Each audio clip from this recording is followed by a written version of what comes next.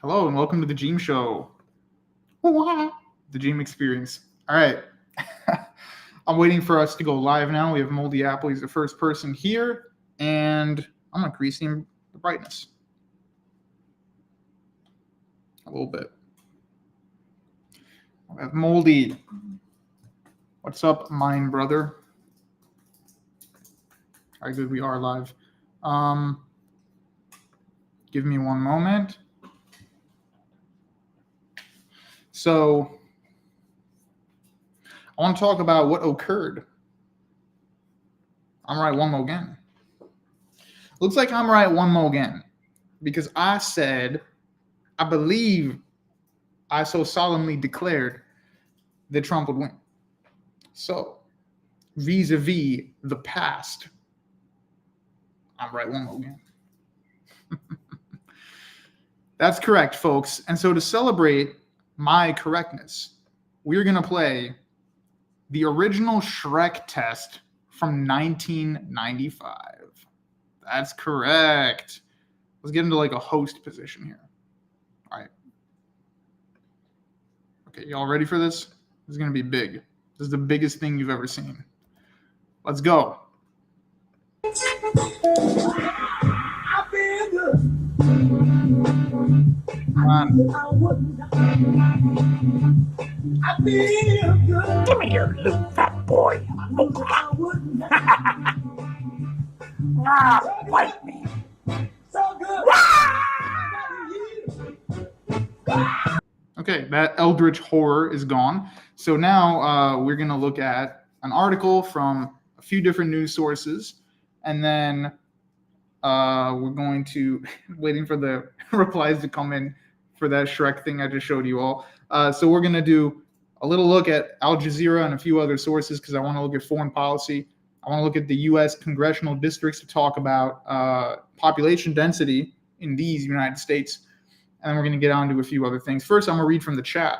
So if you're new to my channel, which I hope some of you are, this is a channel that, for the most part, my librarium consists of philosophy, some theology, a lot of theology, a lot of philosophy, basics of metaphysics and ontology, some cultural and socioeconomic commentary on history, and lately we've been looking at domestic and foreign policy in modern political ambition.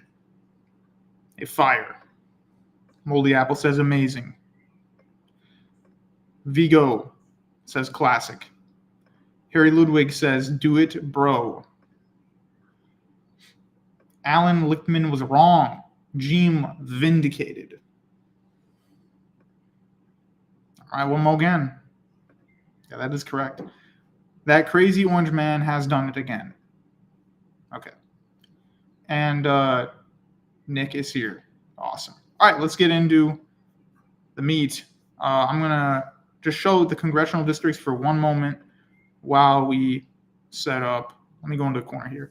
So as you guys can see, this is the United States. I'm on mapchart.net. And if you take a look at this website, you'll see a map of the U.S. Now, what's interesting here, if I click on Wyoming, you see I click the entire state. There's essentially just one congressional district in Wyoming per this map. Now, during actual elections, you'll see a bunch of different dots for every state. But the reason I like this one is because it shows the population density. So any area, it's kind of a cheat sheet in the U.S., and this actually goes for kind of other countries as well, where you see like a gigantic government. Usually that place is sparsely populated. So people ask, well, how come Republicans get so many of the states outright, but not as many electoral votes? The reason is that a lot of these states, especially here, have a very low population. I mean, we're talking about states that are the size of France, and they have 1 or 2 million people. Whereas a country in Europe of that size has 40 to 50 million people. Germany has 80 million people.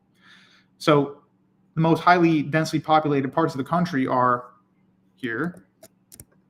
If we get rid of this, okay, and then the majority of the East Coast. So that would be the most highly densely populated part. The Deep South also has a pretty good population. It's not that sparse. And I guess kind of the areas immediately around the Great Lakes have a pretty high population, and the urban centers of Texas do as well. Texas has a large population, but for its size, it could actually have more people technically, because you have these large swaths in the west that are kind of empty.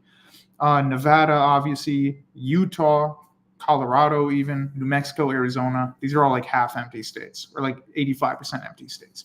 So that's the reason for that. But the point is, Trump actually succeeded, obviously in the Deep South, in Texas, etc.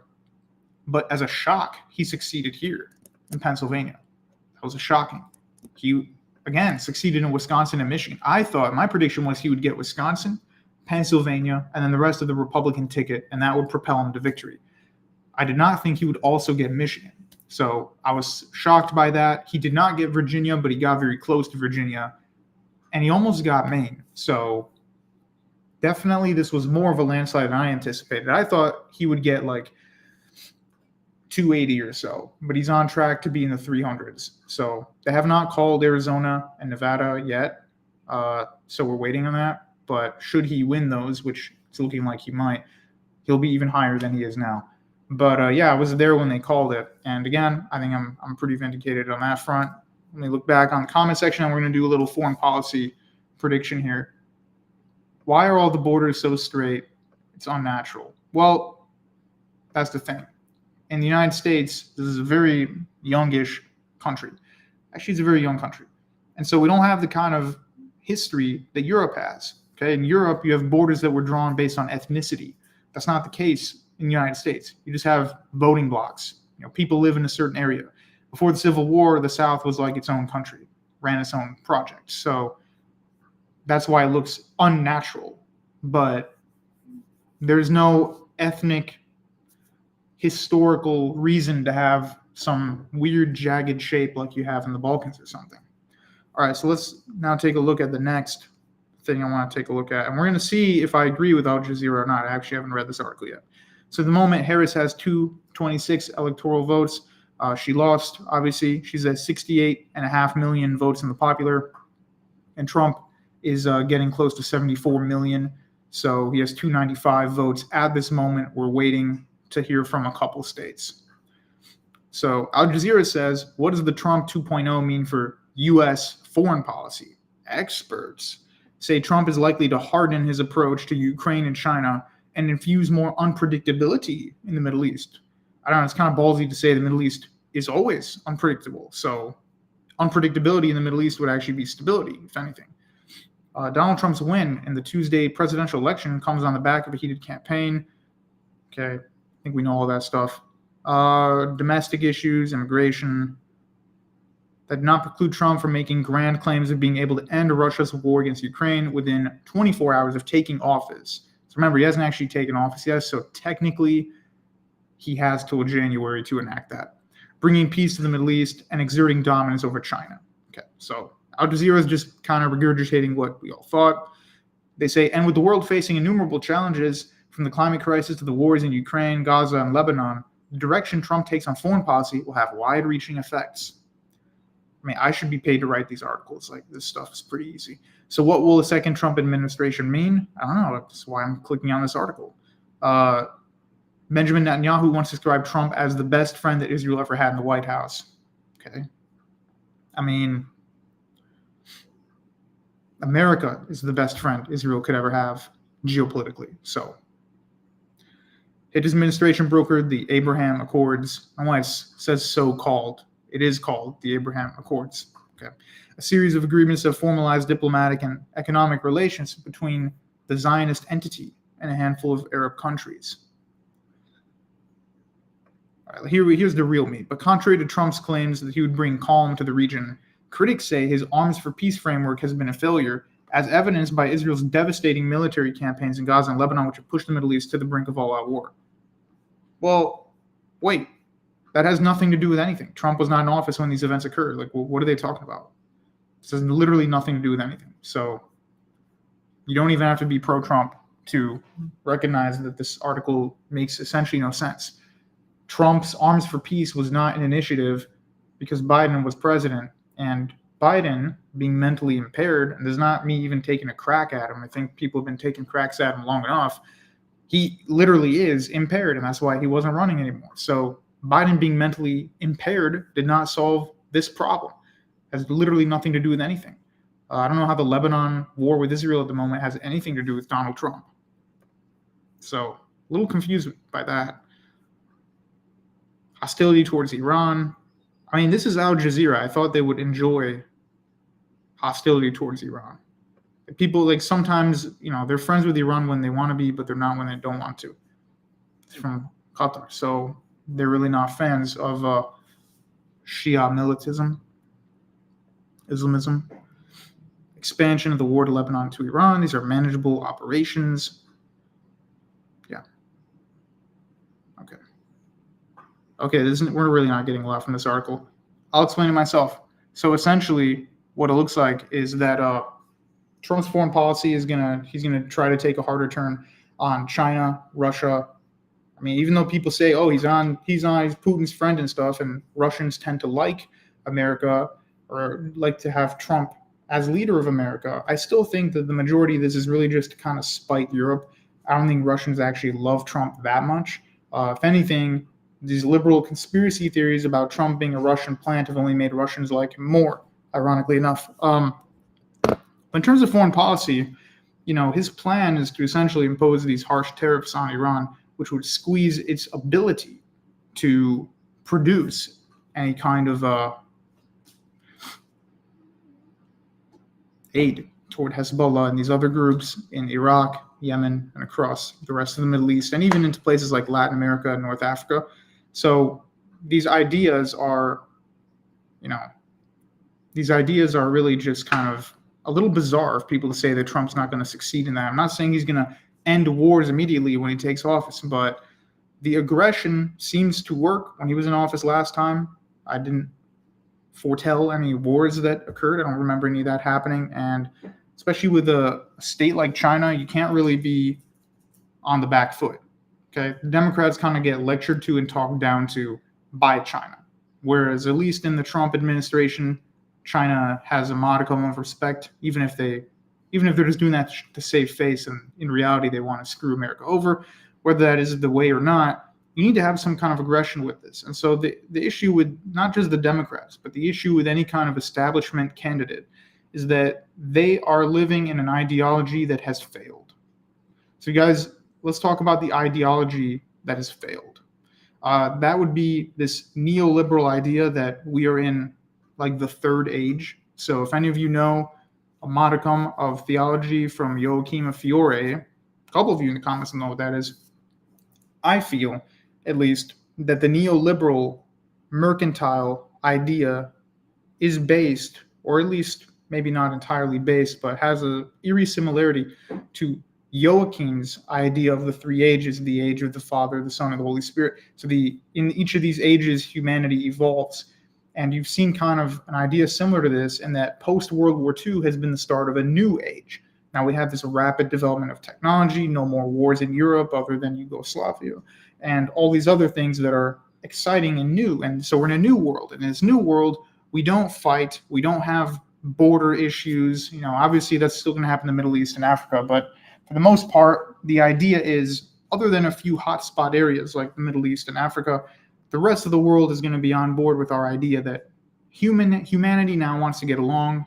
We want to share food. We want to share TV. And there's not a lot of differences between us anymore. So we are in an age of peace. But that idea has failed. Okay, in the last 15 years, we've seen that this idea, upheld by a lot of these, these neoliberal types, has not worked. It doesn't work. It's not reality. China has risen to a great power. India has become an independent power of its own right, not really dependent on any other greater powers. It does its own thing. Even slightly less powerful states like Pakistan are their own power. Even the Arab states, which always get joked at as being U.S. vassals, are really doing their own thing. Nobody's following the agenda. Nobody's following the establishment agenda of we all just have to get along. That doesn't seem to be the case. Now people say, well, what about those weird Abraham cubes that were formed, I think, in the UAE, kind of supported by Bergoglio? Again, that's on the theological side. So we're not in the domain of theology proper. I'm just making a comparison between this Joachimite evolution of humanity idea and what we see in the realm of politics. And I think this we live in an age of peace modern idea does not exist anymore. Now we've gone past that. So we've gone past this idea that from the 60s until the mid 2000s, we lived in a war-free, for the most part, westernized world where everybody just gets along. Those ideas are gone. Now we're past that. We're in kind of a neo-future idea where we're having more wars. Why? Because there isn't one global superpower commanding everybody to do its bidding. So from the fall of the Soviet Union, or maybe slightly before the fall of the Soviet Union, until quite recently, America was the dominant superpower of the world. I remember there's one preacher who said, not since the days of the Roman Empire has a single power been the superpower of the world. And that's true. So from the fall of the Soviets until recently, America has been the power. But now that's been squandered, and America is no longer the power. So you guys have to understand that things are different. Times change. Everything's not always going to be the exact same. And unfortunately, for people who don't want to move with the times and understand what is happening in politics, who want to hang on to their ideological ideas, such as those who think we're in an age of peace and we're not in the old world anymore, they're going to be left behind. And so this isn't about Democrat and Republican. It's about an establishment figure versus a renegade figure. Trump, being a renegade figure, understands that the war of aggression is still there. We're not in Joachim's third age. We're not in a transhumanist new world where people just decide not to have wars anymore.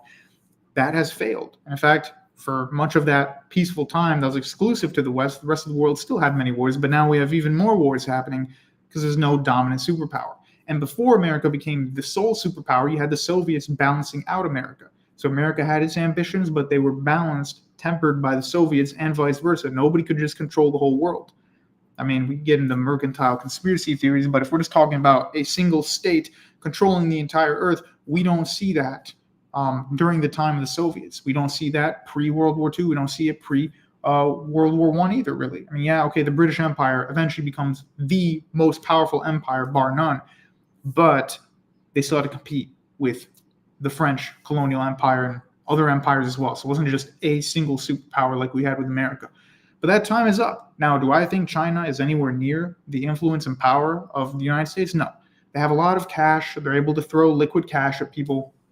They're able to quickly build and manufacture things and take over other countries based on their economies, particularly in sub-Saharan Africa and in South America. But even that's starting to wane a little bit. And a lot of countries in Southeast Asia, such as Indonesia, the Philippines, and then in Africa, Uganda and Kenya, and even some places in Ethiopia are just sick of the Chinese gig. So China's nowhere near America, and it's nowhere near what the Soviet Union was. So we're not like that. But it would be unwise, it would be arrogant for America to act like there will never be another superpower other than the United States. Ergo, we don't have to try anymore, and we just get to sit around doing essentially nothing because, hey, we rule the world. That's not going to be the case forever.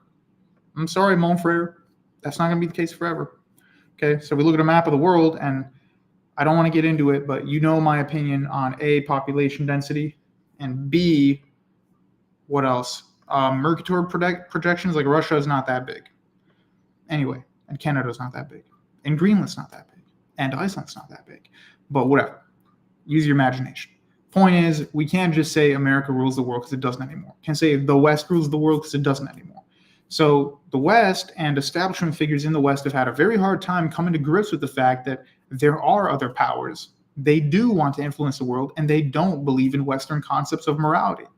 So there's kind of a double play here where Western establishment figures feel that they need to do this whole we're all equal, cultures aren't that different after all. But at the same time, they're scared that they have not impressed Western morality onto the rest of the world. And now it's too late. Because the Egyptians don't care about Western morality, the Saudis don't, India certainly doesn't, and China certainly doesn't. And all these powers are now doing things without the permission of a great Western superpower. Now, do I think Iran is anywhere near superpower status? Absolutely not, and I don't think it ever will be anytime soon. So if Iran really wants to mess up and do some crazy stuff in the Middle East, the United States would be able to stop all of their plans. The United States is able to stop all of Iran's plans. I don't think anybody can conquer Iran simply due to geography at this point in time, but they can stop their plans, at least for a while. But then anytime you get weak leadership, they're going to start back up. They're going to be infiltrating Iraq, infiltrating Syria, Yemen, Lebanon, and Palestine as well. And so that's what we've seen primarily. I mean, look at what happened with the Taliban in Afghanistan. That was a disaster. That was a joke. So this is the weakness of a former superpower now in decline. So people compare today's U.S. with the falling Roman Empire. That's definitely an exaggeration. Okay, you're not going to see the Goths with Alaric invade the U.S. It's absolutely ridiculous. But you are going to see a power that doesn't have the ambition to change the world anymore, and that is definitely the case. So even the establishment people, I think they're starting to lose their bite, and they realize that they can't influence the whole world. But at the same time, that's part of the problem. I'm going to read a couple of comments here. Dyro1 says, God, I hate Canada, man. Okay. America's two crooks. America's geography at least helps it out. Canadians aren't ever going to do shit if we turn against America. Well, America has 10 times the population as Canada, so I don't know how that would work. Adjeem. What is this? Shepherd. Adjeem. Have you looked at Chinese demography? Yeah, I mean, I'm aware of the basics. Like, I know that the northern half of eastern China is the kind of northern Han civilization. The southern half of that bubble would be kind of the Cantonese civilization. So this stuff up here would be kind of traditional Han China. And this stuff down there would be kind of the Cantonese. Now, they're all called Han, but, you know, that's neither here nor there. They are separate civilization, essentially. China's kind of an empire state like Russia. Not everybody's the same race or culture there. Let's go down a little bit. It took 1,400 years for Rome to fall, though there were serious low times. I suppose that's true, but again, we live in a different age, and America is a giant country surrounded by oceans. It's only geographic enemies that could actually invade. So it doesn't matter if Russia sent a Red Dawn, a warship, or a nuke or whatever. That's not going to take over America. The only people who could ever invade America would be Mexico and Canada, and that's just never going to happen. So the only way America would be destroyed is from within. What about the Caribbean? I don't know. Is Jamaica planning a land invasion of the United States that I haven't heard about? Dyro, why do you think Canadians think you are so much better? I'm not Canadian, Dyro. I don't even know who you're talking about. China has too few children. They have like 1.5 billion people, Shepard. So, I mean, that's all relative, but no, objectively, they have too few children. That's true. That's going to really bite them in the ass in the future. But at the same time, they currently have too many human beings. Link this map in the chat. This is a blank map, man. When people talk about Latinos in America, are they used interchangeably? Latinos of mixed descent? Yeah, so two crooks, when people say Latino, okay, they literally just mean anybody from this portion of the world. It means literally nothing. A Latino is anybody south of Texas, or originally from south of Texas, who speaks a Latin language, Spanish, Portuguese. That's literally, it means nothing. So George Lopez looks pretty much like a classical Mesoamerican Aztec. He doesn't look like a guy from Portugal or Spain. He's a Latino. And then a white guy with blue eyes from Chile or Argentina is also a Latino. It's not a racial thing. So you can say you're white Hispanic, white Latino, black Latino, whatever. The whole of Latin America is pretty mixed. As far as I'm aware, Mexico and Central America have a very high amount of native Mesoamerican ancestry. Mexico is about 60%, and the rest of Central America might be higher than that. Colombia and Venezuela are about an even 50-50, so half Iberian, half native South American. Peru is mostly native, but a substantial amount of Iberian ancestry. Bolivia, Paraguay are mostly native. And then Chile and Argentina are like 70% European. Brazil is majority European, but highly mixed with people from West Africa. And that went through the Caribbean and then to Brazil as well. So, I mean, I don't know why we're talking about that now. Central America and South America is kind of a disappointment. Like, this is a pretty highly populated area, a bounty of agricultural power, and still failed states galore. So that's pretty sad. Quebec is Latino. Okay. No, they don't have 1.5 billion. They are below 1 billion crashing. Could you give me a citation for that? I would assume they're around 1.3 or 1.3 billion based on their reporting. So if they're lying, maybe they have 1.1 billion. But to be below 1 billion, I think that would be noticeably obvious. I mean, I don't know. Okay, back to Trump. Varun says, is Trump's economic policy any good? The massive tariffs on foreign goods seem questionable to me. Well, this is the thing. When he put those tariffs in place back when he was in office, there was no inflation and the cost of goods did not increase because by putting those tariffs on foreign goods, the foreign countries had to charge less for their goods. Ideally, that's what would happen in most scenarios. It doesn't always happen, but that's the plan. And B, we would be putting more effort into domestic workforce. So we would have Americans in American factories building things with their own two hands or with machines or whatever. And that would be where we get most of our produce. Okay, COVID was an embarrassment. Why are we getting our drugs from China when we have this enormous country the size of China with tons of agricultural land and a plethora of money and a third of the people of China? Why can't we make our own medicine? That was a joke. So I definitely think, that's it, I'm not going to say anything else. I definitely think. 33 Cigarettes says, so subversion is the most effective weapon against America. Yeah, for sure, because just look at geography, okay? Here's the United States, okay? Granted, this part of the U.S. is kind of empty. It's still a massive place, the size of Europe. It's literally the size of Europe. And it's surrounded by oceans. Nobody can invade it. Let's say Portugal wants to invade. It would take them forever to get over here. And by the time they arrive here with their army, America can already see that and just blow them all to smithereens. So nobody can invade America from the land unless Mexico becomes a superpower and all these countries team up with Mexico and invade from the south. It's just not going to happen. Massive country, massive agriculture, massive level of rivers as well, and shale deposits. I mean, America is incredibly geographically, biologically, agriculturally overpowered. It's impossible. Nobody will ever conquer America. There's no Red Dawn situation going to happen. Shepard, again, with the China stuff, my point was that demographic crisis in the near future almost everywhere. That's true, but it's particularly bad in East Asia. Varun says better than cackling Kamala. Saint says, do you think America can topple the Iranian regime? Iran, like America, is not going to be a country that people just show up and land invade.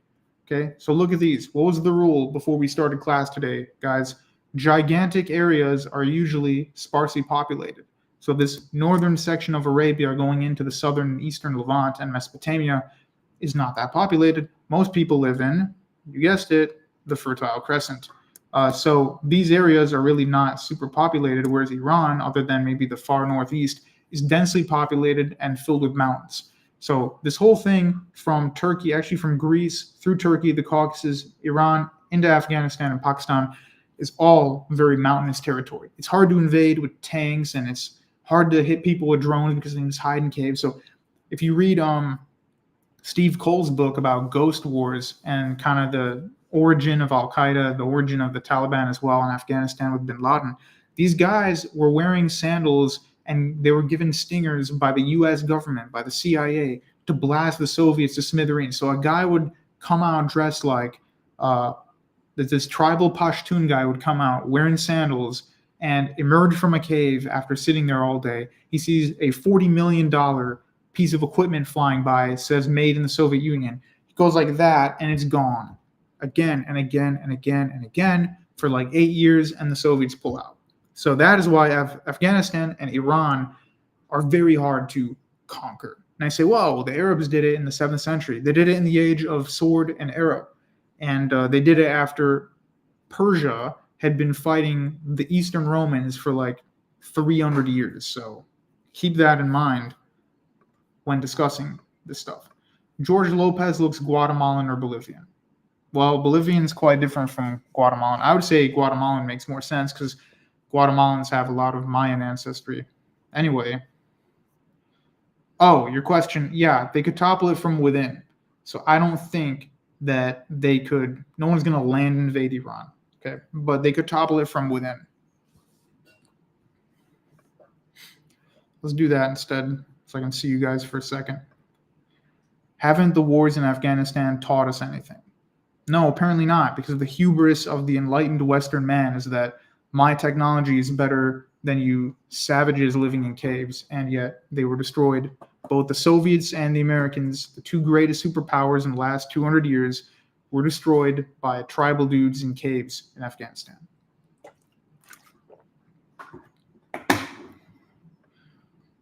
They can't sense these dudes in the caves with like heat technology or something. It doesn't matter if they know where they are. They'd have to bomb entire mountains just to get these guys, first of all. And second of all, those things are not always entirely accurate. So they're hiding in thousands of caves, maybe hundreds of thousands of caves. It's impossible to pinpoint who is there. You see human beings. Are these civilians? Are these warriors? We don't know. Some predator shit, you said. Iran has mountain ranges. Yep. What if they stage in Cuba, says Nick? Well, again, they'd have to stage it. They'd have to get to Cuba first, number one. Number two, America, again, would just be able to see this enormous armament, this armada showing up in Cuba. They would blast it to smithereens. No, I'm not talking about the Giants. Thank you. I'm not talking about that today. But yeah, you guys understand that. So essentially, if we take a look at this map here, right? Like, let's do this. Let's play map game. Got nothing better to do right now. So this is the United States. I'm coloring the areas that I think are pretty populated. So don't get butthurt. These are the pretty populated parts of America for the most part. We'll do that. And I don't know. Good enough. That's the most populated parts of America. Alaska's enormous, doesn't have a huge population.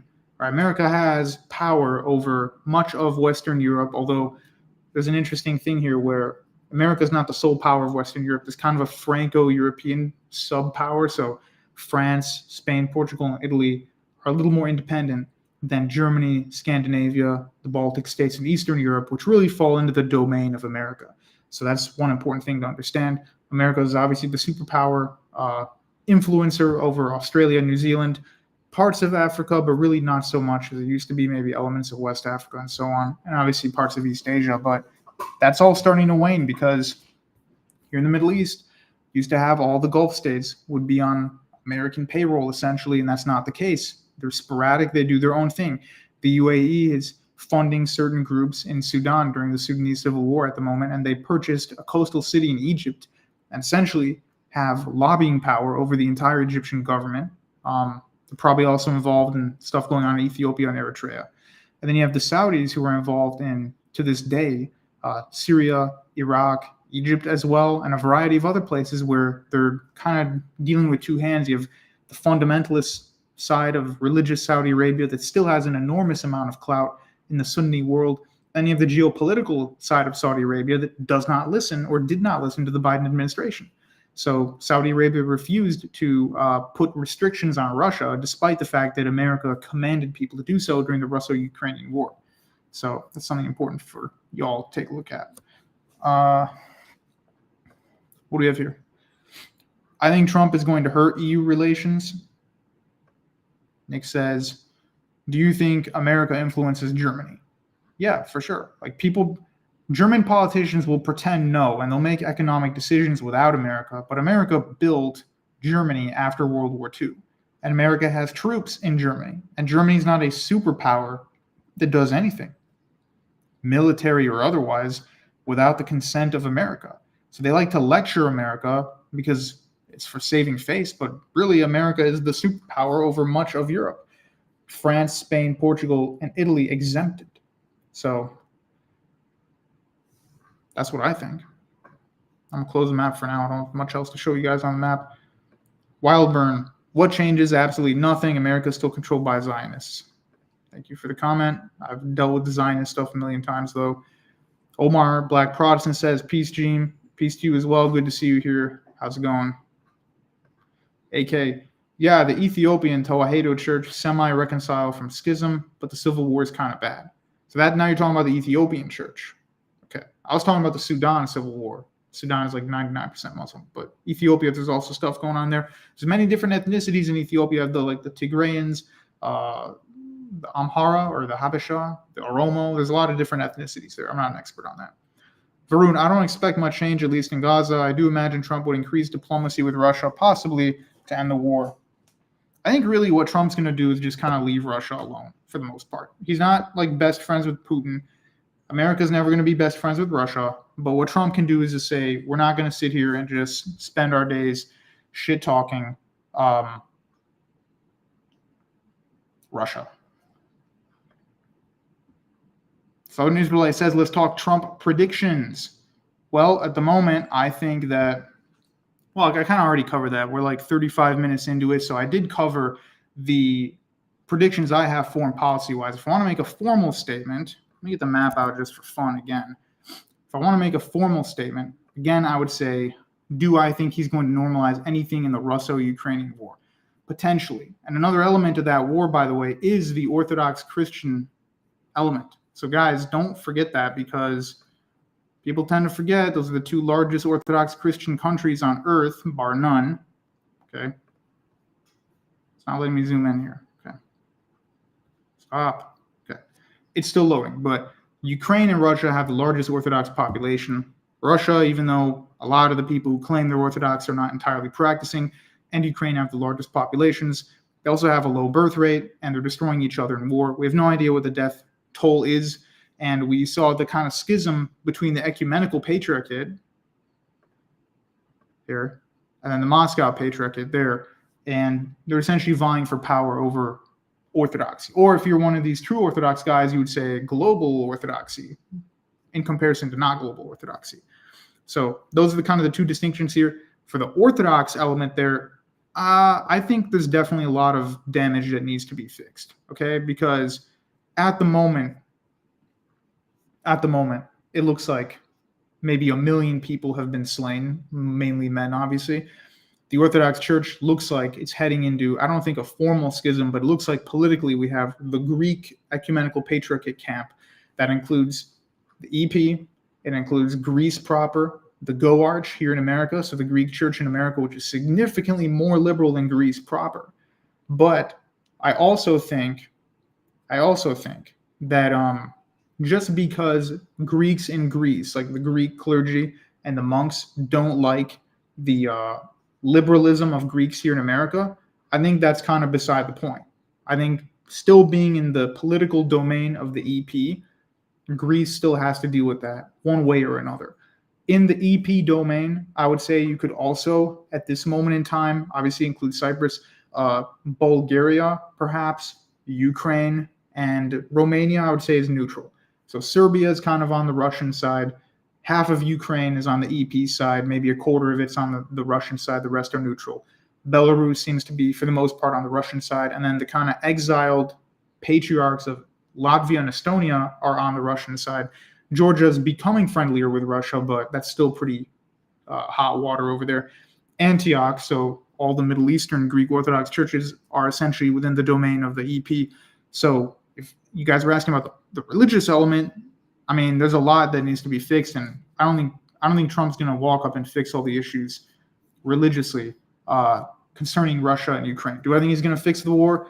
I think what's going to happen is the war will die down, and Trump is going to try to broker a peace agreement. So maybe he'll give Putin that amount of Ukraine.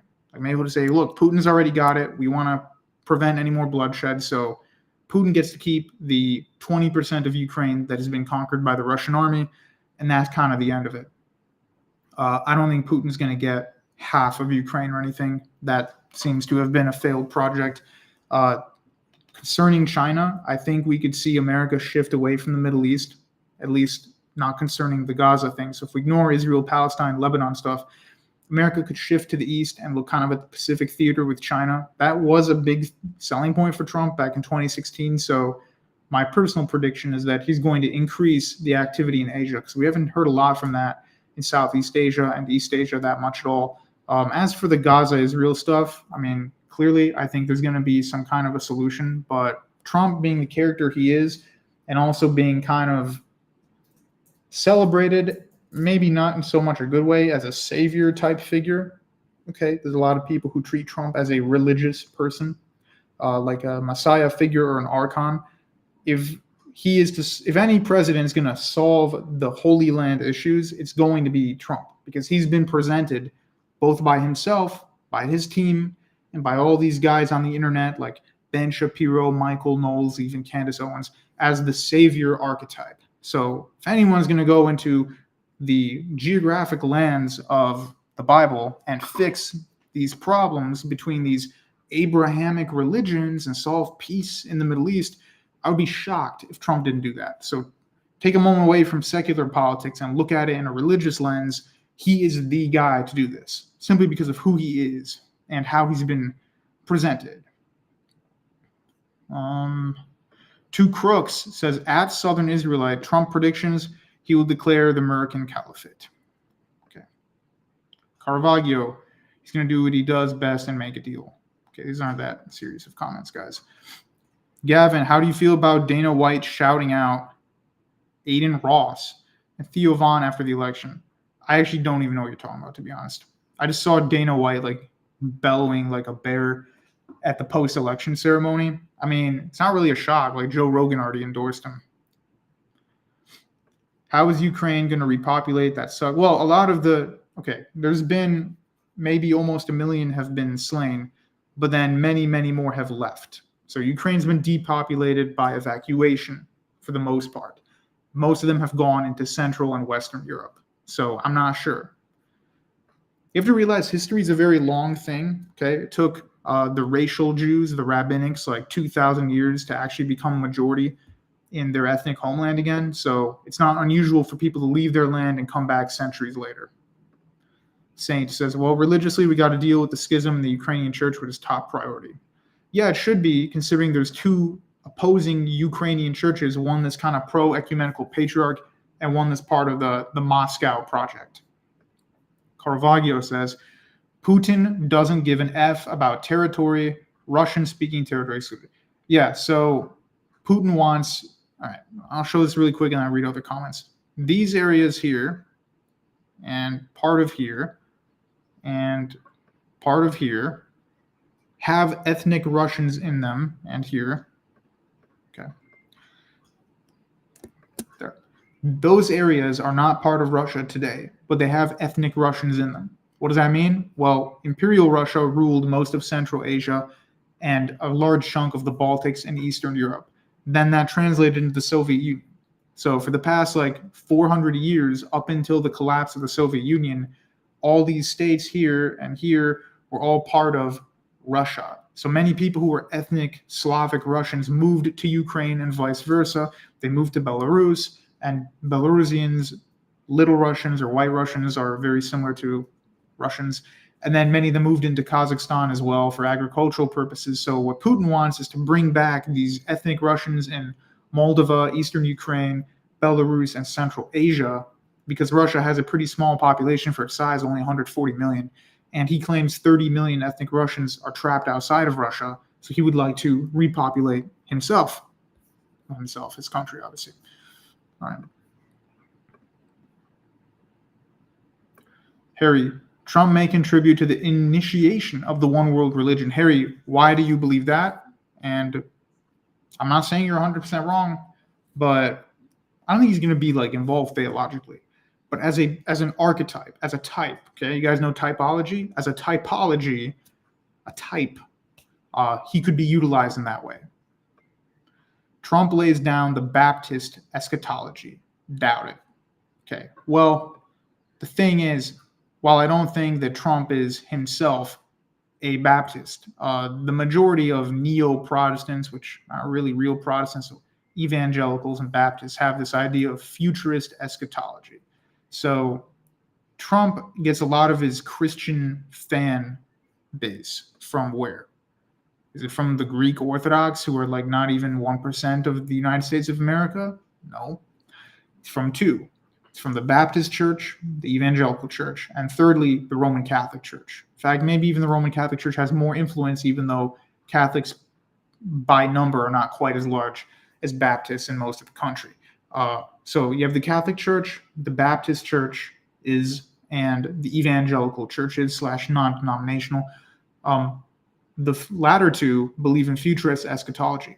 So they believe that when you read in Daniel and Isaiah and the Apocalypse, and even in the Gospels, that so-and-so account, Gog and Magog, and these 4 empires, they actually think that's going to occur now. So you see these Baptist preachers will get up on the podium and say, Gog and Magog is Russia.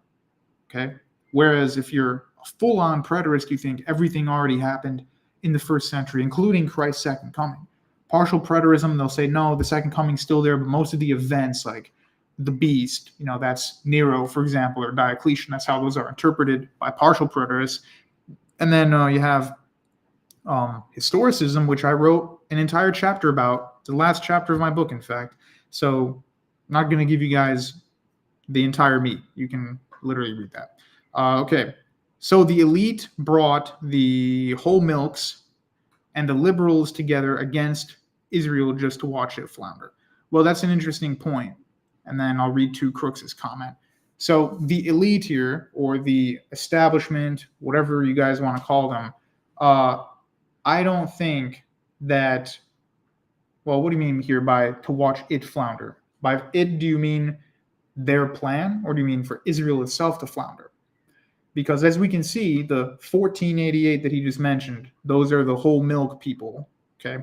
Whole milk, alt-right, all these terms, they're obviously anti-Zionist, anti-racially, anti-Jewish, and then you have the liberals who may not be racially anti-Jewish per se, but they're politically and culturally anti-Jewish, anti-Israel stuff. So that obviously exploded in the last 3 years. There's definitely a unity there. Like if you imagine a horseshoe, two groups who hate each other so much and they meet in the middle on this issue of the hook-nosed people. Varun says, I heard the population of those places by ethnic Russians was a result of Soviet. Yeah, it could be. But to, I guess, continue what I was saying, again, my prediction is that you have multiple interests here. You have the alt-right interest, which is to inflame hatred of Semites, we'll say, Hebrews, and liberals as well. At the same time, you have Trump as this semi-messianic figure who's supposed to go and solve the problem of the Middle East. So there's essentially two things at play here, or rather, there's a single plan at play, and Trump's visibly going to try and fix these issues causes ire both in the alt-right community, or these kind of alt-right community, and in the liberal community as well. And that'll, I think, inspire some kind of hatred against him. Now, someone said in the comments that they would predicted some kind of assassination. Whoever that was, could you perhaps give us some more information on that? Gregorio says, we might have some relief with Trump's victory, but we still need to work in order to have a better, more Christian society. Thank you very much for Super Chat. I'm actually not sure what that currency is, but thank you very much. The Christian Zionists own foreign policy and have done so for decades. And Christian Zionist in this definition means Baptist. So he's not saying ethnic Jewry. He's not saying Zionists have infiltrated America and forced people to be pro-rabbinic, like at gunpoint. Rather, there are Christians who are Zionists due to their ideas of eschatology, being futurism, which we already mentioned, and their plan is to involve Israel physically, geopolitically, and religiously. So their religious view is that this modern state of Israel is involved in biblical prophecy. Whereas anybody who takes a glance at historicism, whether you're reading Edward Bishop Elliot, who I cite at the last chapter of my book, or Greek Orthodox historicism, which becomes popular in this mid-1700s onwards, neither of them talk about some modern state of Israel.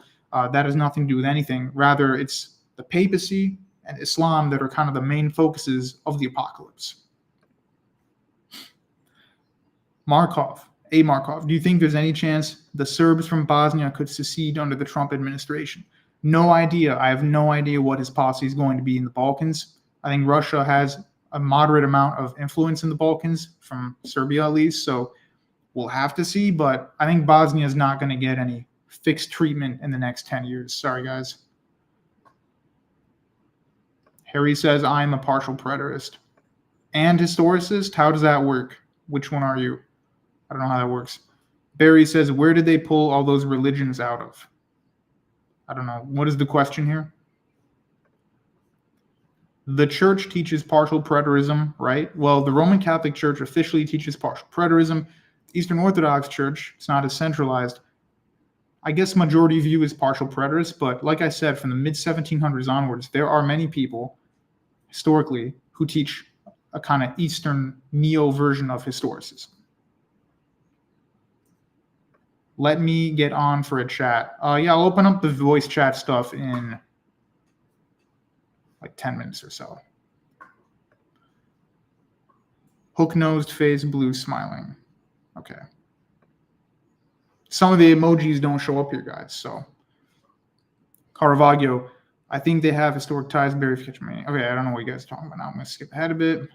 Synagogue of Shaitan. I already covered that stuff, guys. Check my community posts. The word synagogue in the Greek is the exact same word as church. So I don't think synagogue of Shaitan has to mean rabbinic Judaism. I still think rabbinic Judaism is false. But I don't think it's the only enemy mentioned in the New Testament. You have to read that stuff in context.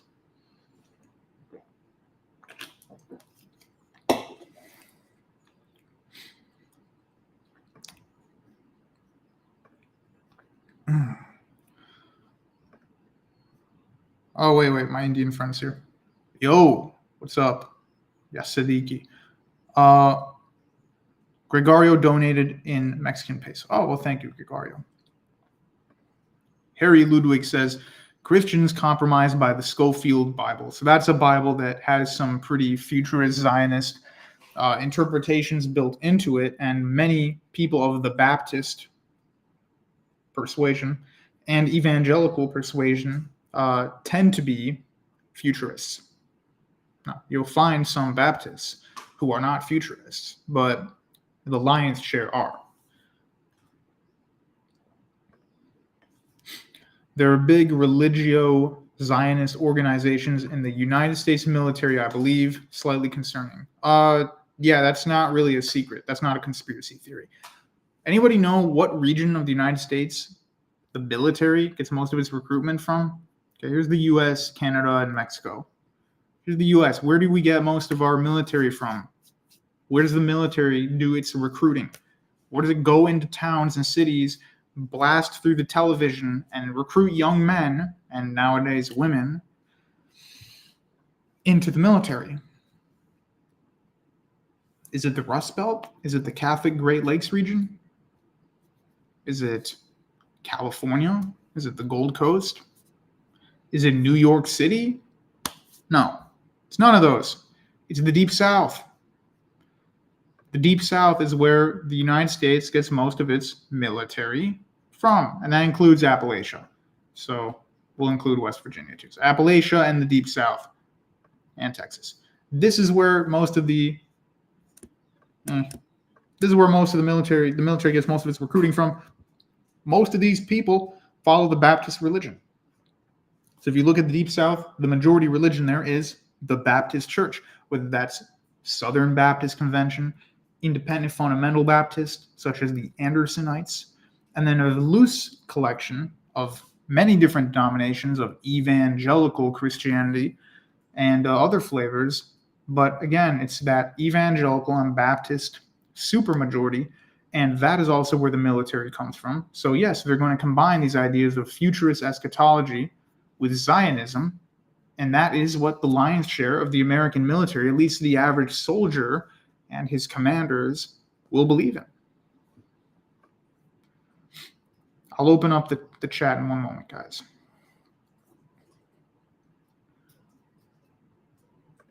Okay, we have a smart aleck comment here.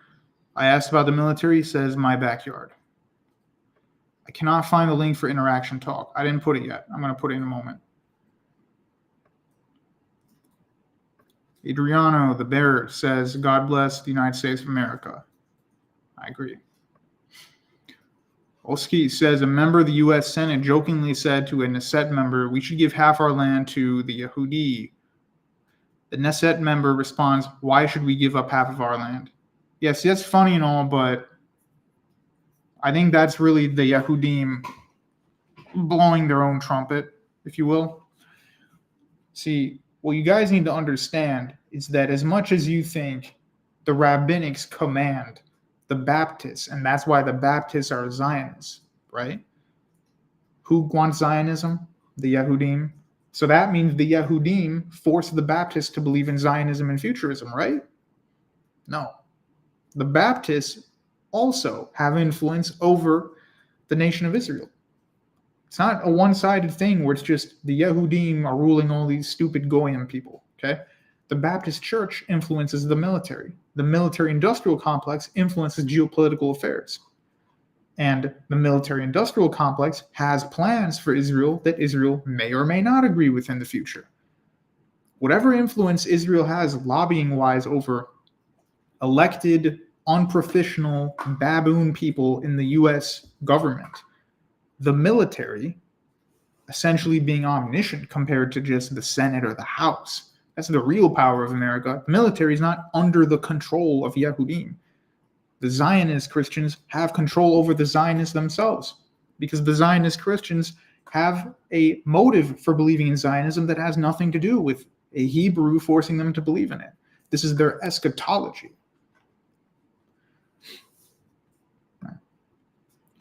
There was a talk here that the Yehudim are actually of the Yadav clan descendants. Okay. I don't know about that. Maybe you could expand on that thought. All right, I'm going to end this in like 15, 20 minutes, so I'll put the invite button. Feel free to jump in.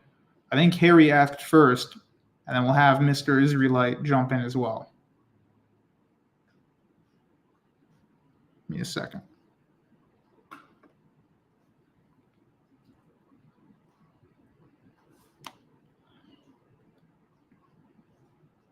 This is it. Chance of World War III, minimal, but at the same time, people didn't realize they were in World War I and World War II until like halfway into it. So we have conflicts happening in the earth, okay? We have a Eurasian country has invaded Europe proper. I mean, that's the start of war. In the Middle East, a renegade restorationist state is still not able to solve its problems with the Arabs surrounding it. And still, every few years, there's a big war. So you guys have to look at history as a long line, and you can't just say, oh, nothing ever happens because I've been bored for 3 years. Yeah, stuff's really happening in the world, okay? Don't be one of these doomer people. What's up, Crook? You're here. Hey, man. So one thing I just want to talk about was, I mentioned it in a comment, but it was the seeming evolution that Central Eastern Europe had on like Trump compared to 2016. Yeah. Because like back in the day, like I'd say 10 years ago or something, when like the alt-right was making big gains on social media, you'd had all these people from, Poland, the Baltics, and that saying, oh, Trump's great, MAGA. But then suddenly, I don't know when this happened, but for sure definitely happened after the Ukraine war, and now like Central Eastern Europe is now like, oh god, Trump, he's going to sell it out to Russia. So thoughts on that? Well, yeah, here's what's interesting. If you look at a poll, hang on, Reddit, let me find it. This was actually, give me a second. I want to find this on Reddit because I think this is directly related with what you guys are saying. Let me see. Trump, here is Europe. It's a map of some sort or graph. I'm trying to find it.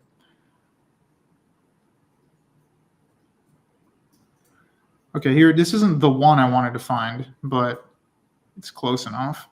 Let me open up a new tab. Sure. Yeah, here we go. These aren't even all the countries. This is totally irrelevant. Sorry, let me try this again. Oh yeah, the Lebanon subreddit is like really doomer right now about Trump. So let me see if there's like a Europe subreddit, because I know I saw this here before. yeah, there's an Our Europe subreddit. Like I get what you're saying. If you just remember the values, I'll take your word for it. Yeah, forget it. I mean, this would have been great to show on here, but Reddit's so annoying that some stuff is like, it showed up in my suggested feed and then it just like disappears a minute later. Forget it. Basically, what they were saying is the lion's share of European countries, including the East, most of the people like 70% wanted Harris to win. That's including Greece, okay, and even countries that are considered non-westernized, not developed, Stone Age countries like Bulgaria and Romania, they were still pro-Harris. And then really the only ones that were overwhelmingly pro-Trump were like Slovenia, Serbia, maybe Macedonia, and Russia. And that was kind of it. Everybody else did not like Trump very much, much to their dismay. He has won the election, obviously. But yeah, so I think you're correct on that. There's definitely been a shift in that the kind of Eurocentric Trump of 2016, not Trump himself, but his fans, that's not going to be the case for the foreseeable future. So there definitely has been a difference there. What do you think amongst Canadians? I mean, I'm going to assume most of them don't like Trump, but maybe amongst like ethnic minorities, what do they think of this election so far? All right. So for people like myself and you, like, you know, that West Asian, Middle Eastern kind of people, they don't like Trump at all because they think he's a puppet of Netanyahu, much in the same way I think a lot of your comment base does, although they seem to also fail to realize a lot of the same stereotypes about the rabbinics have also been used against Arabs and Armenians, but I digress. However, there are a lot of Armenians and Arabs who have the opinion of, and the Syrians who they have the opinion of, I'm not in the Middle East, I left that horrible place, I'm going to vote for Trump because I want to be a businessman like him. It's that kind of thing. Like, I have some cousins who are definitely very pro-Trump, but they are in the minority. Though it does go back to what I said some time ago, that a lot of Armenians, Arabs, Assyrians, Copts, regardless of what religion they are, see themselves as like these temporarily embarrassed people who would be accepted as Greek or white in any other non-9/11 timeline. And so they feel like they want to cozy up to all these, business Republicans. Yeah, I Stuff get like that. I get Yeah. that. Yeah, I would say a lot of people in my family are the same way. By the way, for the other people waiting in the chat, I will let you all in a moment.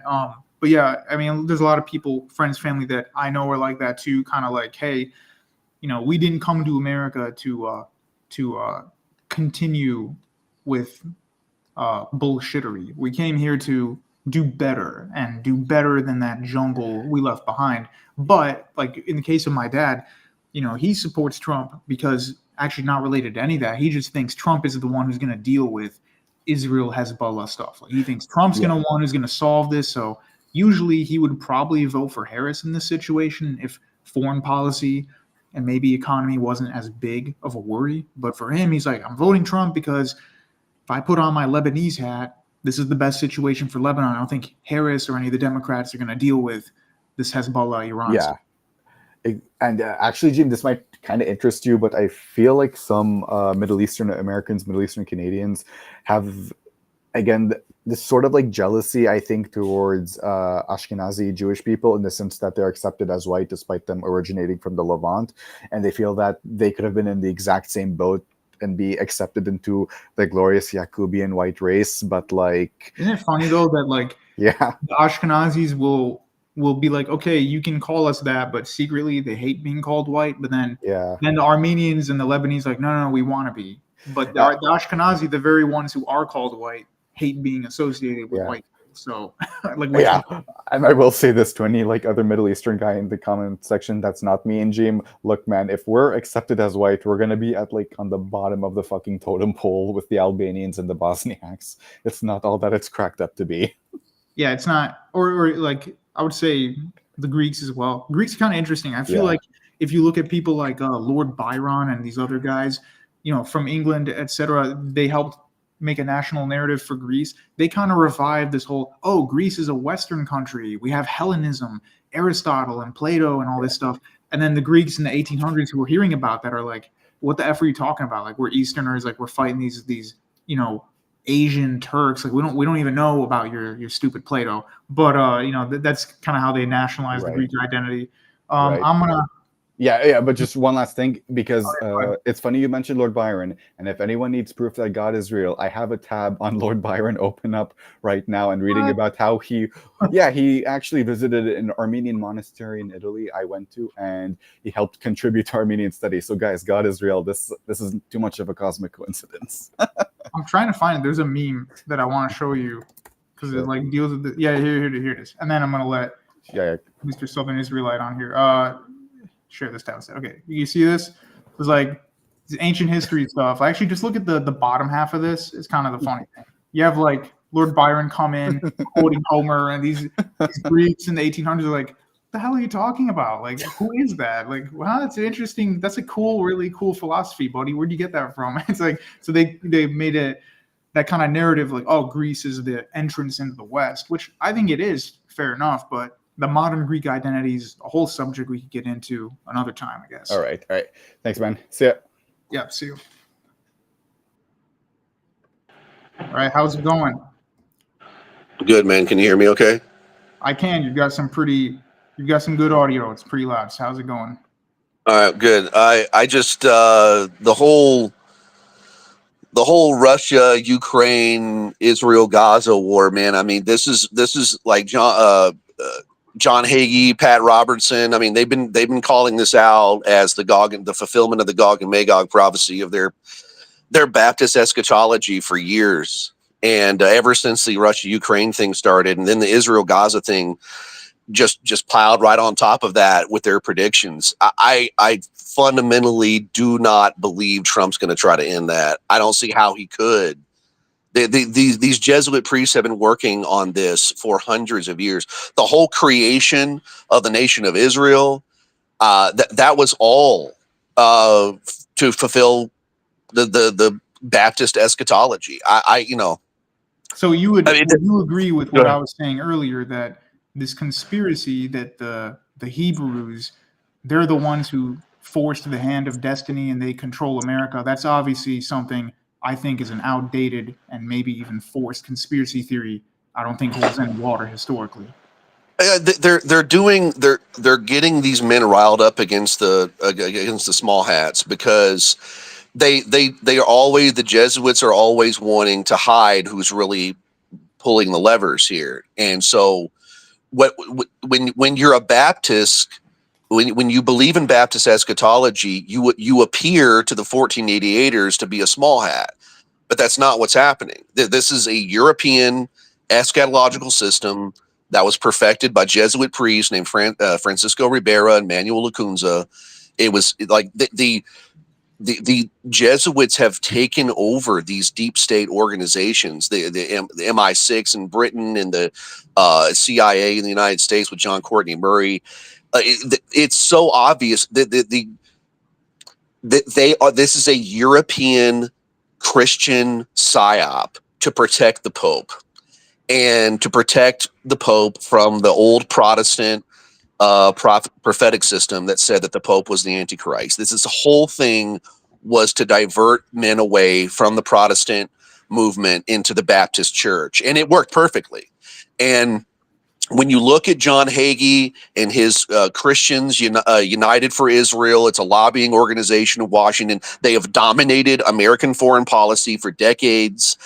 I don't see how Trump can deviate from this program of the Gog, and making people believe that the Gog and Magog prophecy of Baptist eschatology is coming to fruition. The amount of effort that has gone into this, and the amount of effort that has gone in, that the elite went into bringing all these SJWs and left wingers into arm to arm alliance with the 1488ers against Israel. Yeah. I don't see how he steps away from these warts over there. Would you also agree that the military-industrial complex is obviously rooted and recruited from that very same Baptist of course of the United States? Yeah, I've talked about that for a decade. I mean, one of the big reasons why I left the South, the Southeast in America, and came out to the desert here, those people down there, that if I was talking about things that, like William Jennings Bryan, the political leaders in the South in like the early 20th century, late 19th century, were saying against the Yankee North. I mean, they think I'm a traitor. They think I'm a communist because I want to protect the Southern states from Yankee corporate and industrial interests. It's unbelievable. They're gone. The guys in the South are gone now. They are completely They have nothing but allegiance for the Yankee government, and they're gone. They have completely joined allegiance with the Yankees, and they're in the Jesuits with their international program of Baptist eschatology. They've bought it completely, hook, line, and sinker. Yeah, I do agree with that distinction between like the Baptist church and then Protestantism classically. There is a massive distinction. If you talk to Baptists, they'll tell you that they're not Protestants and they don't like the Protestants. They don't care for the Reformation. They're kind of a third, like that trail of blood idea. They're this third branch that's neither apostolic, neither is it Protestant. Yeah, well, if you look at this guy, C.I. Schofield, he was originally his family had forced him into service to the Confederate Army, and then he defects from the Confederate Army and goes fights for the Yankees himself. He voluntarily left the Southern Army to go fight for the Yankees. This whole thing is a Northern Yankee industrial psyop. It's been going on for 150 years. And look, this is not a conspiracy theory on my part. Any good Presbyterian or Reformed scholar, I learned this from those guys when I was a teenager. When I was in my 20s, I learned this from listening to Reformed guys back in like the early 2000s. This is what they were saying. That this guy, C.I. Schofield. I mean, Nothing his ever work. works on YouTube. Fred, Yeah, Harry, What's you're that? in here. Yeah, Harry, I added you to Hello? the chat. You can speak. I Jim, just I can't can't see you, hear but you can you. speak. If you want to join the Everything conversation. seems to be working. Yeah, I can hear you. Go ahead and talk. I don't hear you at all. Oh, well, make sure you allow your mic and your audio to be used. Can you hear us now?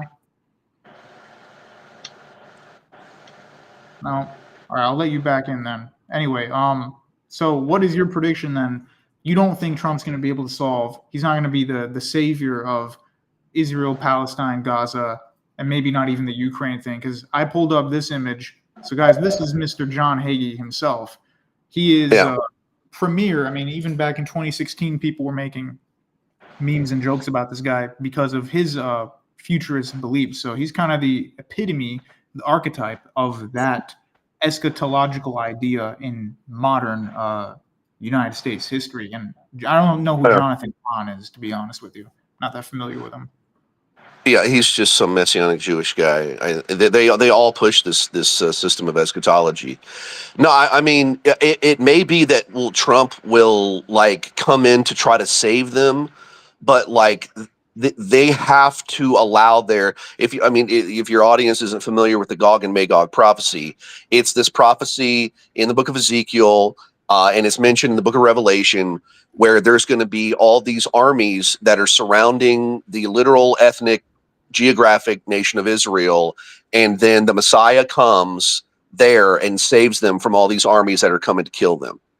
Okay, coming to kill Israel. That's the Gog and Magog prophecy. And I would see the modern 1488er alt-right movement as a chapter, an application of the Gog and Magog prophecy. And again, this is not a small hat plot here. This was all hatched by the Jesuits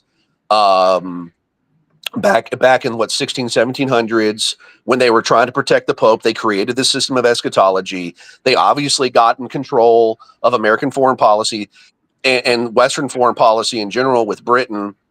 And this is a European Catholic psyop to protect the Pope.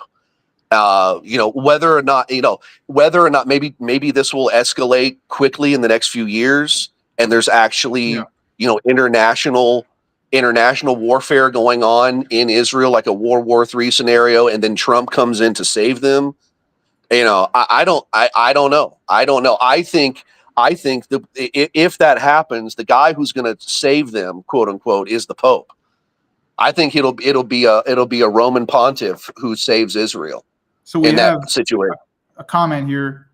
Ape with Agency says, I'm in Alabama, so he lives there currently. That's what I was taught my whole childhood. What exactly were you taught your whole childhood? The topic we're discussing now, this Gog and Magog stuff, or what? Anyway, let us know. But Yeah, it's pretty interesting. I mean, I've tried to discuss futurism versus partial preterism versus historicism on the channel a few times. We've only touched on it lightly, but the point is, guys, all of this geopolitical stuff. If you say, "Well, America is a Republican secular country," it's not true because the vast majority of its people follow Christianity either formally or not, and so you are going to have a theological element because it doesn't matter if your average internet guy is an edgy atheist who doesn't believe in anything.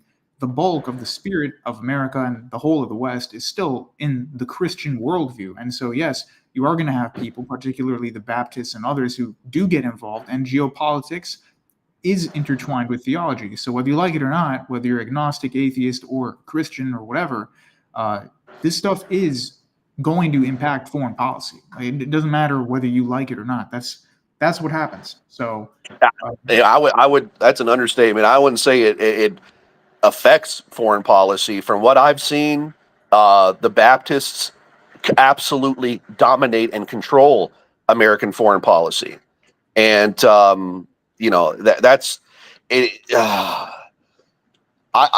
I don't see any possibility that Trump interferes with this theater going on in Israel. I don't see how he could.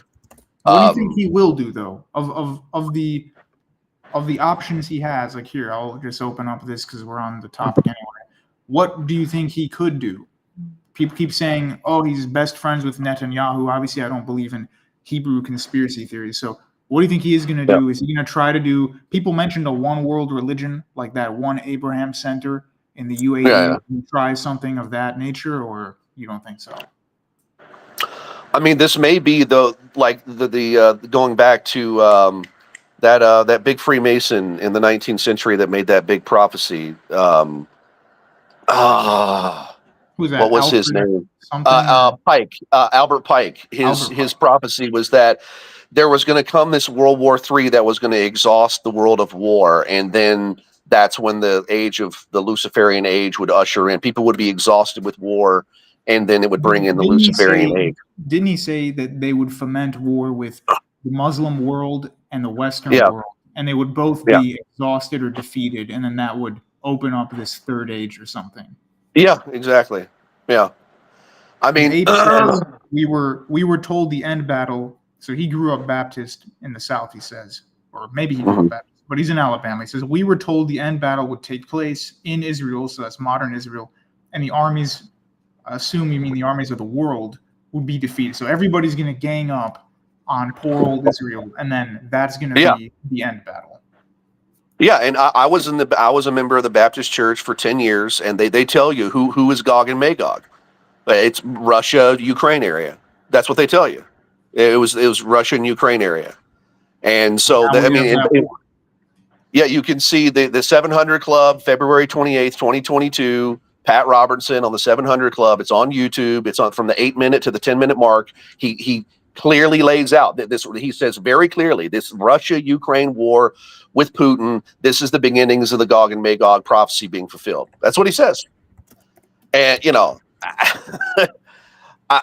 I don't see how he could possibly back out of this theater. What do you think of Putin himself? He's got this mixed audience perspective where he's been able to successfully market himself as both an Orthodox czar, a Soviet Eurasianist, a modern man. Like, what is he, and what's your opinion on his involvement in these affairs personally in terms of geopolitics? I have not looked deeply into. I know that he used to be a member of the KGB. Is that right? Yeah, he was back before the Soviet Union collapsed. Yeah. In my Jesuit timeline book, I talk about how the CIA and the KGB they've been working together for a long time. They're a part of the same They're same agenda. I just think he's going to play his part to buttress the Baptist Jesuit political theater and make it look like that the Gog and Magog prophecy is coming to pass, and the Baptist version of it at least. But for myself, from my studies, I think everything is in to understand what's going on in the world. You have to understand what happened in America in the last couple hundred years, because America controls everything with the CIA. And Yeah, they and they, you know, they are kind of the America is the billy club of the Pope in my view. The Catholic Church has regained its power. Maybe not exactly as much as it did back in the in the Middle Ages, but they have regained an enormous amount of power, so especially since what do you think they're. of? Yeah, Go go ahead. ahead, finish, and then I'll ask my question. I think that the zenith event that brought the Catholics back into power is when the Catholic royal family of the Kennedys overturned the Protestant demographic policies in America with the Civil Rights Act of 1964 with JFK, and then the Immigration Nationality Act in 1965 with his brothers Teddy Kennedy and Robert Kennedy. Oh, That wait a minute. was We've got a little aggression here from a certain Warhammer Imperator of Forge has found the stream. Hello, please, buddy. please don't let him in here, dude. I'm not letting anyone else in because I got to go in 5 minutes anyway. So All right. there's going to be no All more right. voice stuff anyway. Yeah. I mean, I think the Catholic Church regained power in the 1960s, and then it's a new version of Catholicism, no doubt, but it's still Catholic. Maybe not a new version, but kind of like an older, more monkish version of it has taken control of the Catholic Church. We'll do the last question here from Ape. I'll let you handle this one, and then I'll end the voice stuff. I'll do my closing remarks and close the stream because I got to go in a minute. Ape with Agency, the guy from Alabama, says, so what is the goal of the Catholic Church in this whole phenomenon? Yeah, that's Teilhard's model. The Teilhard de Chardin, that's in his writings on transhumanism, which I think Klaus Schwab is trying to operate right off of as well. It is to end all the traditional institutions of text, liturgy, hierarchy, family structure, judges, police gone, a massive technocracy where everyone is been broken away from traditional duties, traditional family structure, and we're all in our domiciles on the internet, and we come into this omega point on the internet to create this omega point, this logos that Teilhard talked about in his book, The Phenomenon of Man. Yeah, let me read out his quote here. Undiscovered fire from Pierre Teilhard de Chardin. He says, someday after we've mastered the winds, the waves, the tides, and gravity, so that's already, we've covered gravity a little bit before, guys, we shall harness for God the energies of love. And then for the second time in the history of the world, the humanity will have discovered fire. That's one of his famous quotes. He has a million other ones as well. That's Mr. Chardin, who we've mentioned a few times before. Obviously, not everybody not everybody watching the channel is going to agree with everything, but you know what? That's why we have these open discussions in the first place. But another thing I wanted to ask real quick would be, other than this Catholic element, one thing I wanted to bring up, let me get my map up again, would be... And anybody who thinks this is a conspiracy theory, I ask you, how then do you account for the massive rise of transhumanism? Transhumanism was created by Pierre Teilhard de Chardin. So guys, this is not a conspiracy theory. What is transhumanism? Is the idea of mankind transcending, if I'm remembering this right, transcending from his physical bounds and being able to become more than a flesh and blood man. Is that correct? Oh, yeah. So it's like a technological apotheosis. Well. It's like a technological apotheosis thing. So is Elon Musk involved in that, do you think? Well, sure. He's now the second-hand man for Trump, essentially. Yeah, of course. Yeah. I think if there is a war coming, it is to eliminate the previous castes of people who will not go along with this. And it's they already did this in World War II. They eliminated the traditional Protestant and Catholic bases, or Orthodox bases, with World War II, when all those Germans and British and American and Russian men died in World War II. And they created their new system after that. But the problem is there's still the Islamic element, and they're not going to go along. And they have to do something to bring in that the whirling dervish. What is that? What version of Islam is that, babe? That's The whirling not dervish. really its own. Sufi. Yeah, it's Yeah. Sufi Islam. That's kind of Yeah. like that's perceived as a very heretical, perennial Yeah. version that most like if you go to like Saudi Arabia, Pakistan, they're not going to like that type of Islam. Yeah. Well, I mean, that's why they got to go. That's why I think, everybody thinks it's just going to be pacification and there's not going to be a war. I hardly doubt that, man. The second age, quote unquote, of the Islamic world has to go. And a lot of people, the technocracy has reached into the Middle East, and it's now their time to receive their World War II demographic cleansing. And there has to be a war for that to happen. I don't see how a war doesn't happen. Well, we have one more comment from the agitator. Warhammer says SI got his ideas from Meister Eckhart and Protestant historicism. I don't want to start a debate, but he wants to obviously start flinging stuff from the comments. So I thought it'd be a little entertaining, but I'm not going to entertain every comment, obviously, because I got to go in a few minutes anyway. No, I'm not addressing any of that stuff. It's yeah. Did you see All right. Musk's tweet that said New World Order in Latin? It says ALC. I did not see that. I wouldn't be shocked because even, we'll have to get into this in another one because we've definitely gone kind of off topic, which is fine. But we'll get into the whole transhumanist Musk angle another time. But thank you for coming on to talk. I'm going to close out in a minute. So, all right. And the voice all stuff. Right. But yeah, so guys, we'll do a quick recap here. Caravaggio says, Imperator, are you up for a debate to get Jeem to organize / host one? I don't know, guys. Like, I opened up this stream thinking I had nothing to talk about except give a half-hour predictions, and we ended up having a great amount of comments in the live part. And then we had this great back and forth where we discussed a variety of excellent conspiracy theories. And again, I wouldn't even say the word conspiracy theory because a conspiracy theory is kind of a Jacobin usage of the word. So I don't believe in conspiracies. I believe in real life. And,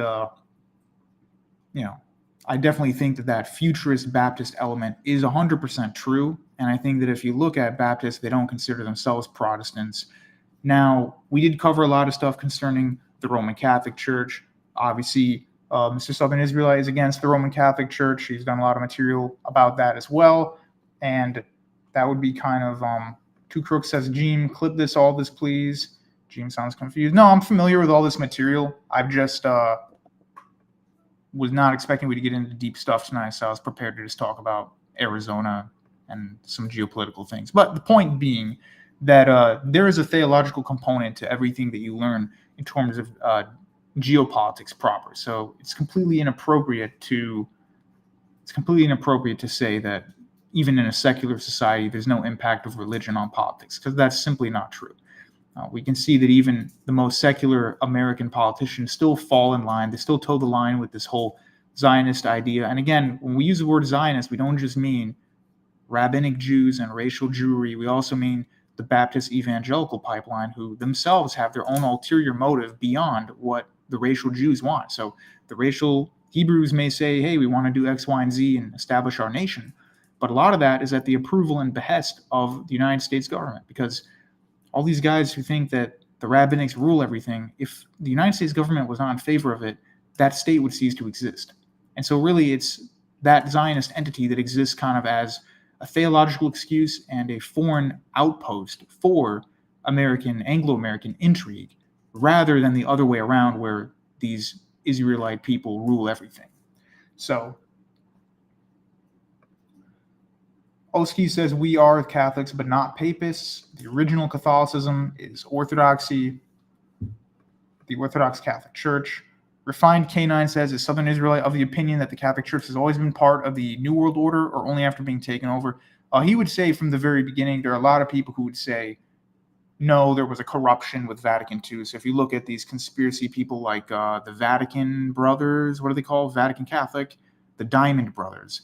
They think Vatican II was this mass apostasy and they need the Tridentine Latin Mass and got to go join their trailer park Tridentine Mass, and that's what they believe in. That's called seat of Vacantism. So SI does not believe in seat of Vacantism. I don't either. If I was Roman Catholic, I wouldn't believe in seat of Vacantism, to be honest. Ape with Ape, see how do I research this stuff? I don't think you can, to be honest. You just kind of have to watch like-minded people on YouTube, and that's kind of it. Barry O'Neill says, I'm Catholic too. A lot of people here believe the Roman hijacked it for power. What does that mean, Barry? Who's the Romans? Maybe you could be a little more specific. There is the enemy within also, not saying that they control it. Yeah, okay, I agree. Yeah, there's definitely, they have political and economic influence, but so do other ethnic minorities, such as, there are some elite Turks in Europe, even though people stereotype them as being like plumbers and stuff. There are a lot of them who actually do make sizable amounts of money. There's the rabbinics even in Russia, and then you have various mafias here in the United States. So yeah, you have the ethnic minority component. You have the Han Chinese in Southeast Asia. So that's true, but that's more like a medium power. It's not some world-ruling Hebrew sorcery. I'm a seat of Vacantist. I'm not a Finneyite like the Diamonds, though. I'm actually not very familiar with these different terms, so I'll be honest with you. But interesting, maybe we'll have you on at some point to discuss. Ape says, Jay Dyer has a ton of geopolitical stuff. Yeah, he does. On transhumanism in particular has become a very popular talking point. Syrian, so Palestinian Syrian, I assume, is Chabad also a Jesuit plot? I'm Orthodox, but I wonder how much there is exaggerated propaganda against Catholics. I don't think Chabad is a Jesuit plot. I mean, that's just inter-rabbinic and racial Jewish, and those two things are kind of intertwined, political maneuvers. So they have their own ideas separate to what the Baptists or even the Catholic Church has planned for them. But it's just important to note that we don't believe in these theories that those people rule the earth. I also don't believe in single cause theories. So groups like to do whatever they want, and sometimes they don't have an option, other times they do.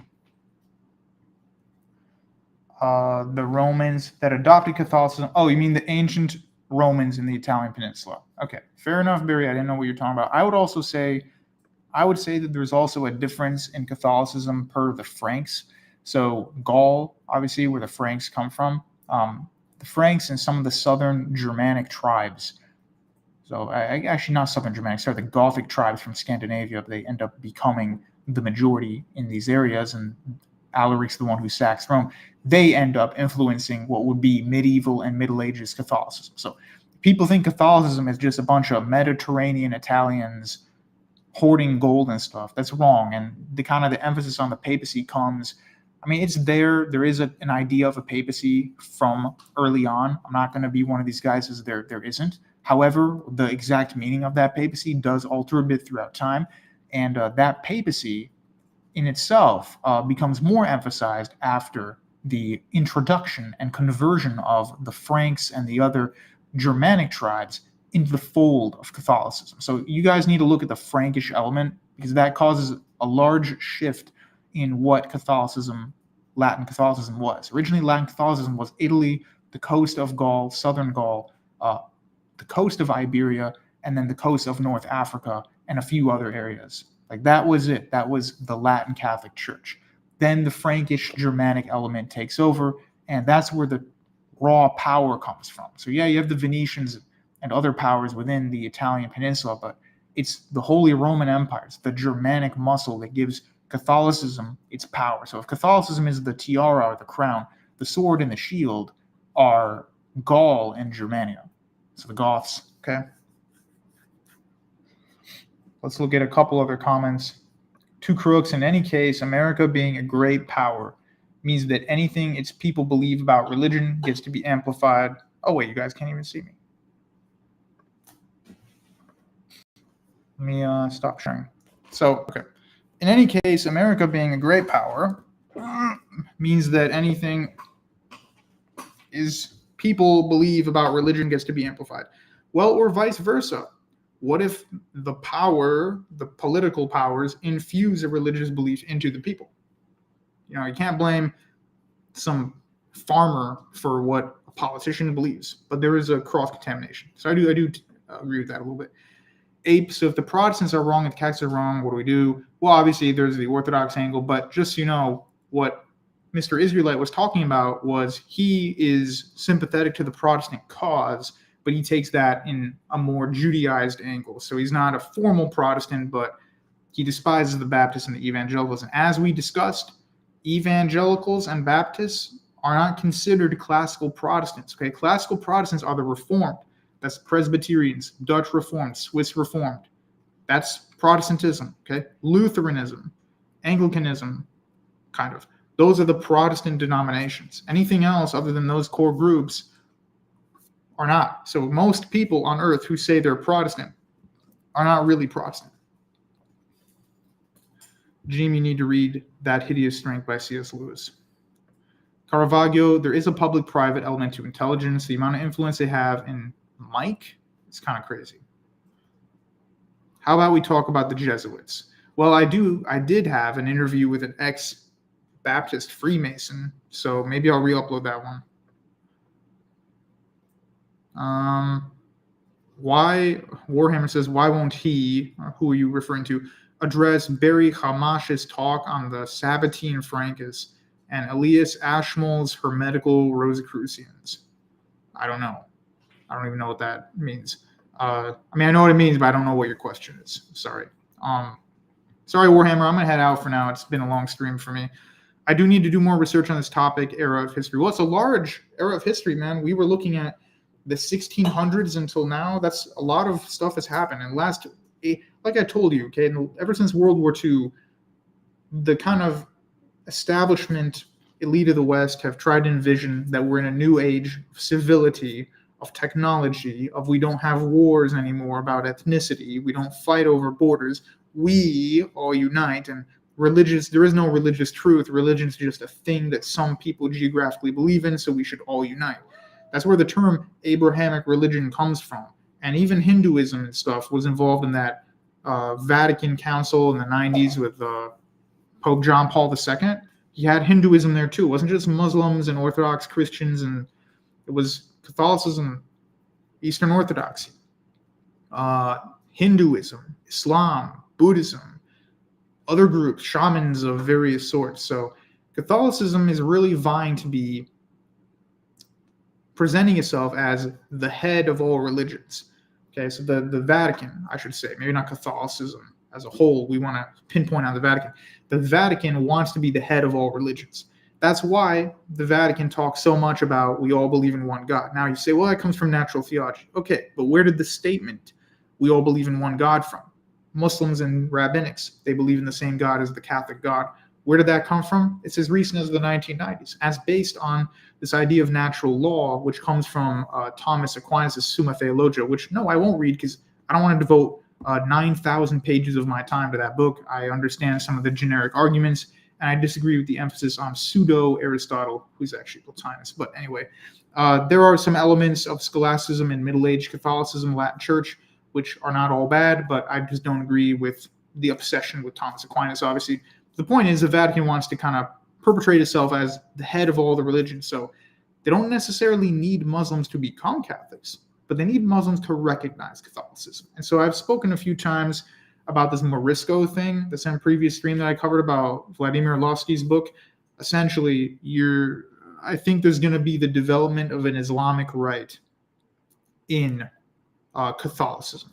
So what that means is that you won't be a Muslim, you won't be venerating Muhammad, but you will be coming from that lineage. So, why don't there just be Arab Christians? Because Arab Christians are Middle Eastern and North African Christians who never became Muslim. So they've had a continuous Christian denomination of an Eastern Rite persuasion since the very beginning. The Maronite Church, the Syriac churches of the ancient Syriac, the ancient Church of the East, the Syriac Catholic Church, the Jacobite Oriental Orthodox Church, the Coptic Church, the Tewahedos in the Horn of Africa, and of course the Melkites or Greek Orthodox and Greek Catholics in the Levant.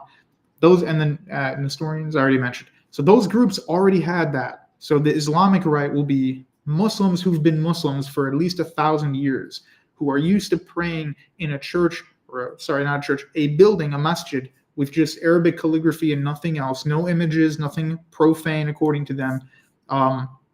The prayer is in Arabic specifically, no other liturgical languages, and there's a certain mode of that prayer, and the women and men are separated, and the women have veils. There will be an Islamic rite. Believe you me, that's already in the process. They've developed a Morisco rite. That's kind of an underground movement, and I accidentally came across that thanks to a dear friend of mine online. I will get into that in another episode because we're definitely going over time. Refined Canine is a seat of contest. He says the natural theology argument is stupid because many medieval Catholic theologians are clear that the Yehudim and the Muslims do not worship the Catholic God. Palsyrian says, I'm Syriac Orthodox myself, so that's the Oriental Orthodox Church. I have Catholic and Protestant cousins. Yeah, I've always found it's strange that there is a stringent strain of Middle Eastern Protestants. They usually come from either very recent converts who are disillusioned with the main churches, so they join an American-style church, or there's a few traditional Protestants in the Middle East who come from the Presbyterian and Anglican background during that short period of colonial intrigue. Dairo 1, that's really hard to believe. Yeah, I don't like it, but that is true. I have the documents to prove that there is a Islamic rite of Catholicism being formed. Again, it doesn't mean they can follow Islam. They can't follow Sharia law or anything, but they will dress as Muslims dress. They will pray in a vague way the way Muslims pray, and they will not go to a Coptic church or a Greek Orthodox church. It's true. I wouldn't make a claim like that unless I had the sauce to back it up. I have the citation. I have the receipt.